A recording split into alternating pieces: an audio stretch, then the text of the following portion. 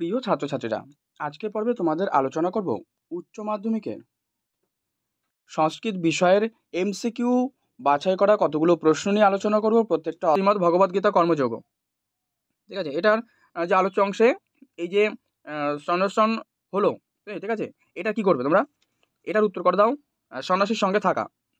Next, কোন গুণ কর্মযোগীকে মুক্তির পথে সহায়তা করে? বের করো। অনুসূয়া। গীতার একজন টিকাকারের নাম লেখো। গীতার একজন টিকাকার হচ্ছেন শঙ্করাচার্য। আর সাধারণ লোক কাকে অনুসরণ করে? সাধারণ লোক কিন্তু শ্রেষ্ঠ ব্যক্তিকেই অনুসরণ করে। বিমূঢ়াত্মা। বিমূঢ়াত্মা পদের সমাস। বিমূঢ়াত্মা পদের সমাস এটা করো বহুব্রীহি। আর জনকাদয় পদের সমাস হবে এটা করো বহুব্রীহি, ঠিক আছে, 6 করো বহুব্রীহি। 7, নিষ্কাম কর্মের দ্বারা মোক্ষ লাভ করেন কে? উত্তর করো জনক। প্রকৃতিজাত গুণ হলো এটা করো 3টি। 9 নম্বর কোয়েশ্চেন, বেগুনা শব্দের অর্থ? উত্তর দোষ মুক্ত। 10 নম্বর প্রশ্ন আলোচ্য অংশে এই যে রয়েছে যে জয়ী কথার অর্থ কি? উত্তর করো মহত্তর। তারপরে আলোচ্য অংশে নিধন শব্দের অর্থ কি? 11, এটা তোমরা করবে মৃত্যু।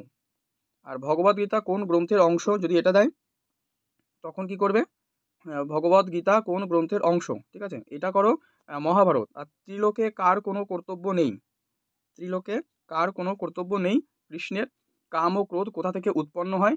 এটা করো তমগুণ। তারপরে অথ কেন প্রযুক্ত হয় পাপ চরতি পুরুষ, এটি কে বলেছেন? এটি বলেছেন কিন্তু এখানে যে অপশন দেওয়া আছে তাদের মধ্যে কেউই নয় হবে। পার্থকে? পার্থ হলো অর্জুন। আর লোক সংগ্রহ কি? এটা হচ্ছে লোক বা সৃষ্টি রক্ষা। এরপরে নাটক তোমাদের বাসন্তিক স্বপ্নম। বাসন্তিক স্বপ্নম, ঠিক আছে। এখান থেকে দেখো এই যে বাসন্তিক স্বপ্নম নাট্যাংশটির রচয়িতা এটা করো কৃষ্ণমাচার্য। এটা করবে কৃষ্ণমাচার্য। অপশনগুলো ভালো করে দেখে নেবে, নাহলে কিন্তু ভুল হয়ে যাবে। অহং দীনমানসং আলোচ্য অংশের বক্তা ইন্দ্র বর্মা। তারপরে যে বাসন্তিক স্বপ্নম নাটকটির প্রকাশকাল, এটা প্রকাশকাল করো তোমরা 1892, ঠিক আছে। মনমানসম কে? মনমানসম কে? উত্তর করো বসন্ত। তারপরে যে বাসন্তিক আশ্রম এর কোন অঙ্ক পাঠ্যসূচিতে রয়েছে? 5-এর দাগ। উত্তর হচ্ছে প্রথম। কনক লেখা মূল নাটকে কি নামে পরিচিত? হিপোলিটা। আবার দেওয়া রয়েছে দেখো 7 নম্বরে যে বাসন্তিক স্বপ্নম নাট্যাংশে উল্লেখিত বৃদ্ধটি কে? এখানে যে বৃদ্ধর কথা বলা হয়েছে তিনি হলেন ইন্দু শর্মা। পরে আবার রয়েছে যে বাসন্তিক স্বপ্নম নাট্যাংশে মঞ্চে অনুপস্থিত যে চরিত্র তিনি হলেন কিন্তু মকরন্দ, ঠিক আছে। তারপরে হচ্ছে বরারোহী শব্দের অর্থ কি? উত্তর সুন্দরী। আর দ্বীপমানস কোন সমাস? এটা করবে বহুব্রীহি সমাস। আর এই নাট্যাংশে যে উল্লেখিত যে ঋতুটি রয়েছে কোন ঋতু সেটি? সেটি হচ্ছে এখানে করবে বসন্তকাল। অহং দীনমানস, অহং কে? অহং কিন্তু এখানে করো রাজা, ঠিক আছে।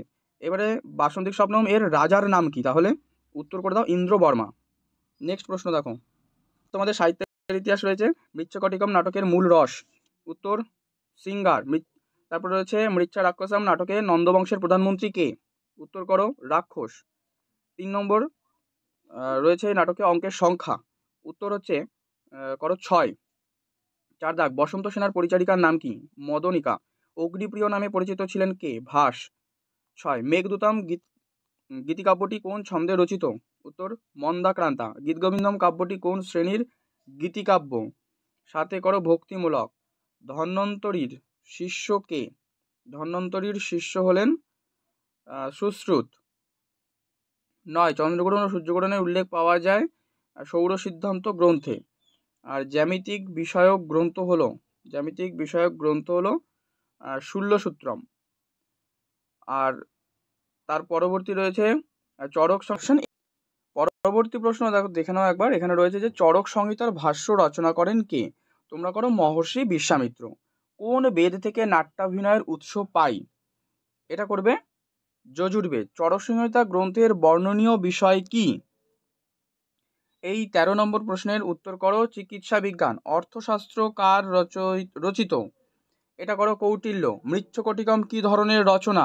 উত্তর করো মৃচ্ছকটিকম হচ্ছে নাটক, ঠিক আছে।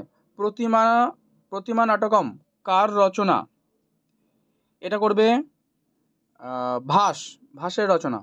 অভিজ্ঞান শকুন্তলমের বিদূষকের নাম কি? উত্তর মাধব্য। মেঘদূত কে লিখেছিলেন? এটা করো কালিদাস। তো এই কটা প্রশ্ন আমি আলোচনা করলাম, অবশ্যই ভালো করে প্র্যাকটিস করে নিও। পর্ব ভালো লাগলে লাইক করো, শেয়ার করো, চ্যানেলে নতুন হলে অবশ্যই সাবস্ক্রাইব করে রাখো।